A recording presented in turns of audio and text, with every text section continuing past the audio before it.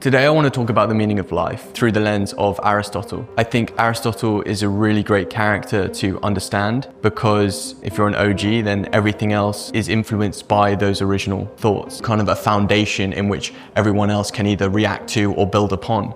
Let's get into it. In Aristotle's Nicomachean Ethics, he explores the highest good. He breaks it down like this. Every action or craft or inquiry is a means to an end, a means to something else. He asks the question, what's the ultimate end? And during this sort of exploration, he discusses the potential pitfalls, pleasure, money, honor, and he breaks down why these things can't be the ultimate ends. Money, because money is a tool to get something else. It's a means in of itself. There's no utility to money without a transaction. Pleasure is obvious, it's transient, it's unsustaining. Honor is something that's bestowed upon people and therefore it can be taken away from people. The ultimate end can't be given or taken, it has to be a stable phenomenon. So Aristotle, he believed human flourishing has to be unique to humans. For example, a knife's unique function is to cut. So a good knife cuts well. A plant's unique function is to grow.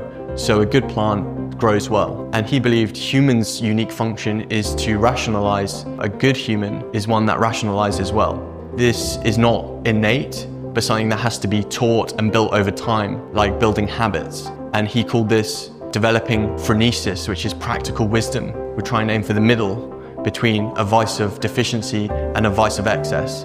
And he gave a list of examples. Cowardliness is too little, bravery is just right, and rashness is too much. And he used this sort of framework to figure out where someone can moderate themselves to exist in that golden mean. This was his idea, this was his belief that one could develop these practices to keep trying and hitting the target down the middle. And every time you miss, you kind of bring yourself back and reanalyzing it. Aristotle also broke down different roles that one could have, such as being an entertainer, being useful, and then what he would call being noble. And it's almost a tiered level where entertainment, such as comedy, is light relief. It's necessary to provide rest, but it's not the ultimate good. And he'd say being an accountant, being helpful, being useful to people is also a pro-social thing and therefore is good for society, but is not the ultimate end. He would say being noble, which is to pursue beauty.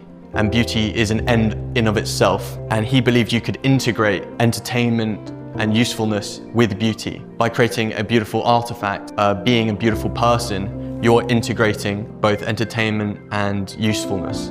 It's like the original Ikigai model, whereby you're achieving human flourishing. Eudaimonia, a truly beautiful outcome.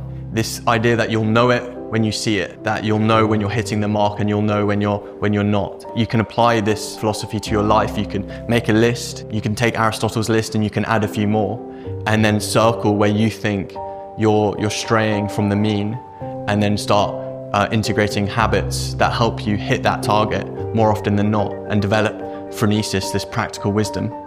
He doesn't provide strict guidelines, but rather this sort of more common sense approach to philosophy and a life well lived. And I think everyone can benefit from understanding a bit of Aristotle and then understanding how he influenced people like Thomas Aquinas and Christianity in many ways. Thank you for listening and see you next time.